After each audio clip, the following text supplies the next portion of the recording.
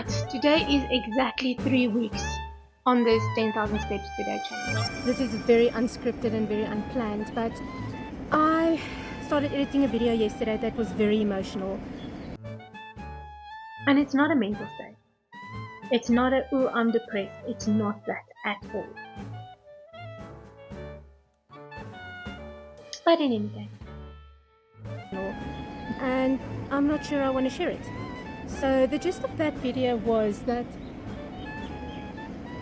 I did struggle when I went to look back on my carnivore journey, my BBB&E journey, and now on the steps that I'm doing.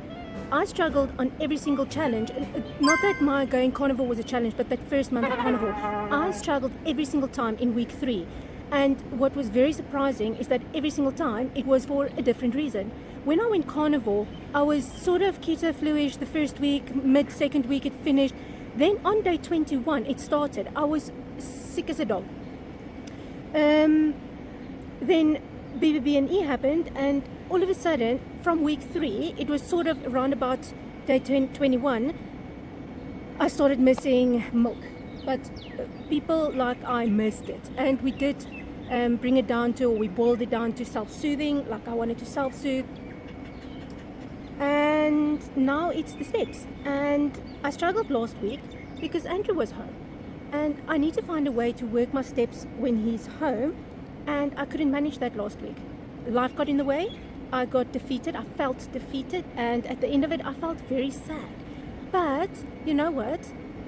That's what makes these challenges so awesome. I had to go and internalize why I was feeling it, and I figured it out, and I'm back to being my old cheerful self. I think I'm going to put in snippets of that very sad video, but not all of it, because that isn't me. That was just a moment in time, and I'm not going to define this entire challenge because of one moment in time.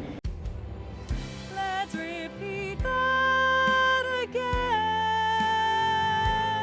Because that isn't me. That was just a moment in time, and I'm not going to define this entire challenge because of one moment in time and because of challenges that I had. And in any case, until we meet again, I'm sitting at the park by the marina, and I'm doing my steps, and I'm feeling great. And I'll see you back home when I'm having my coffee. Bye. In the greater scheme of it, I'm struggling. I'm at a point where I feel like I'm not losing weight. I can see non-scale victories, like I put on shorts today that I wore in the Cayman that was tight, and they're loose. I mean, there's actually a gap, a massive gap in them. Okay, so this is just a thought that crossed my mind while I was walking, and I thought I'd share it with you. Now, I really want to look up the statistics of people quitting in week 3 of a challenge, because... Right, so this is Editing Chanel from the future here. I did look up those statistics, and it says the reasons why people tend to lose motivation in weeks 2 to 3 is because the novelty wears off, so the dopamine lift of starting something new fades away. The second reason is willpower fatigue and decision load. So by week 3, you're repeating the same choices daily. Self-control becomes a bigger tax. That's the second reason. The third reason is physiological adjustments. I have no idea what that means.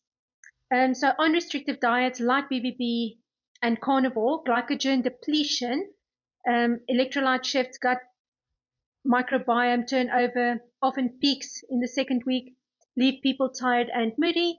Then we have the fourth reason is logistical friction. Meal prep routines, walking routines, or gym slots that looked easy on paper starts colliding with work, family, and social events. And the fifth reason is progress plateau illusion. Remember I said I know something's happening, but I'm not seeing it. So it says water weight loss and quick fitness gains slow after 2 weeks, so often feels less rewarding, even though deeper adaptations are just beginning. So those are the 5 reasons they give why most people tend to lose motivation after week 2 or in week 2 and week 3 of challenges. So I am so glad to know that I am not the only one that goes through this, that I am completely normal in this. But yeah, that is what ChatGPT came up with when I asked him the question, am I normal in losing motivation on these challenges during that time period? Hello. People quitting in week 3 of a challenge, because I think I'm stock standard average. There's a game park there, like you can see the toys, and then this gorgeous pond. So I'm thinking that I should just lean into my averageness. My psychologist once said to me that, because when I went to her and I turned 30 or 40, I can't remember, and I said to her, I've achieved nothing. I'm a freaking woman that, does some data capturing. I've got no kids. I've got nothing. I've got a house and a car and a dog, and that's it. And she said to me, Chanel, you've achieved it.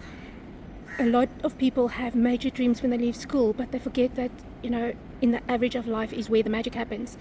So whether you have kids or not, whether you have more than one dog or not, whether you have dogs or not, it's the fact that you are happily married. So I call that my superpower. The fact that you're happily married and that you do own a house and that you do own a car is what makes, your achievement. That is your achievement. So now I'm sitting in Dubai. I don't have a job. I don't have a dog. I don't have a house, and I don't have a car. But I'm still very average. I'm going to prove that. I'm going to look up the statistics of people quitting challenges in week 3 and see what happens with those. Last week I had some maintenance issues around the house that I needed to sort out, and maintenance in Dubai looks different than maintenance in South Africa. I went for a haircut. Like really, I showed her a picture. Look, it's not far off, but it's definitely not there. She definitely went asymmetrical. Definitely went asymmetrical. She definitely opened up my ears by cutting a hole there and leaving this extremely long. Like, how long is that? And then there's just nothing there. Like, yeah. So, and then after that, the challenge is finished, and I can just relax and not do a challenge for a month, because BBB&E was great. It was challenging, and I suppose the challenge is just that. It is when it gets hard, you need to push through and do it. I do not. I think that is part of simple living. When you do a challenge and you challenge yourself, obviously the aim is to push through when it gets hard. But when we want to practice simple living, we're trying to say to ourselves, we are going to give ourselves grace in the hard times. So we're not going to pressure ourselves in the hard times. We are not going to try and be perfect and overachieve. We are going to slow down when we feel like we need to slow down. Now, what we've been through in the past almost year, this is my 3-week reflection. Last week was hard. Week 3 on the BBB&E for me was hard as well. Week 3 on BBB&E was hard for different reasons than the 10,000 steps today. I do find that Alright, so I'm back from my walk. It's 8:30. It's 8:30, and I literally did 97 something 66. So what happens is by the end of today, I will have a full just over 10,000. And this is my problem. Let me show you how sopping wet this t-shirt is. Look how wet this t-shirt is, okay? Guys, it's 8:30 in the morning. So if I wait for Andrew to leave for work, which is 8 o'clock, then I will only get home 9:30, 10 o'clock. It's the heat of summer, and that's the problem. Like, when you get out there, it's just so hot. I just need to put my head around when he is here. I must just walk when he leaves. So at 8 o'clock when he leaves the house, I must leave with him.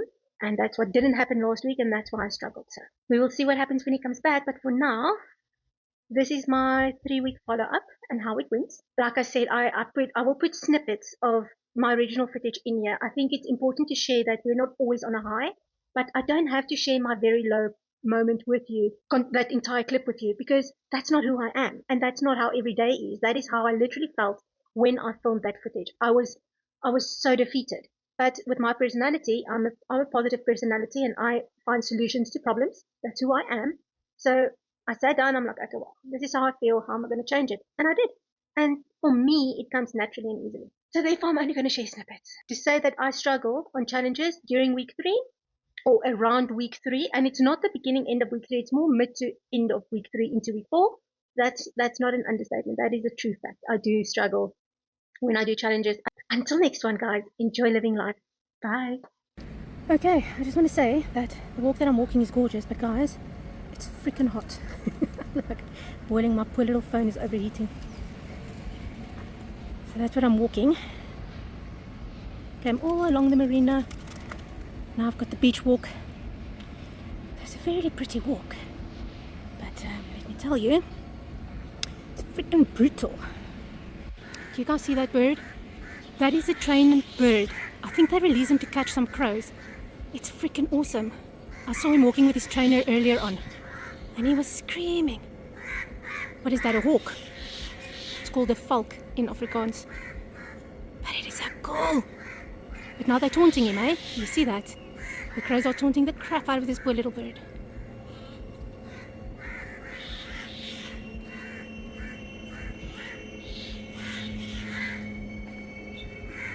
Where am I? That's the trainer. I'm gonna ask him if I can take footage of him quickly. Where are you from? Oh, hi, I'm from South Africa. Yes, I had a Zim lady working for me for many years. I miss her dearly. What's the bird's name? His name is Astif. Astif. Do you release him every day? Every day, yeah. Is it to contain the crow population? Ah, he is gorgeous. And what's your name? Oh, my word. David, do you have an English name? Not an English name. Guys, thank you so much. He is absolutely gorgeous, and I think you have the coolest job ever. How cool was that? Huh? You know what? You see the weirdest things in Dubai, but they've got the most incredible solutions to everything. Like where I sat with my first video, they actually have the water spraying there, but that water comes from the canal. I can smell it, and it's obviously to purify the canal water, because if they take water out, fresh water will come in. So that's how they actually keep the canal clean, on top of the filtration systems that I can see boiling. So these people have the most incredible solutions.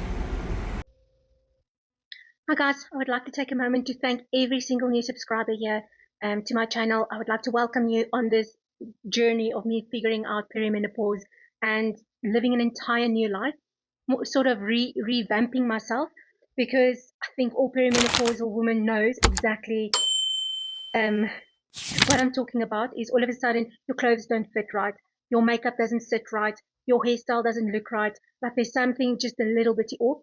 And yes, I'm taking you along this journey with me of figuring out that very funny stage in my life where I've discovered all of a sudden I'm getting older and I need to make some changes, not only for my health, but in my wardrobe and in my personal life and daily decisions I'm making, just to feel comfortable in my skin again. I think that's my journey. And then Andrew just toddles along because it's Andrew's life, right?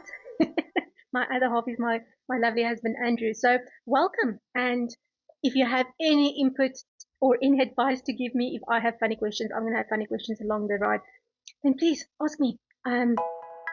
I do enjoy the interaction with every single one of you guys. Any case, have a lovely day.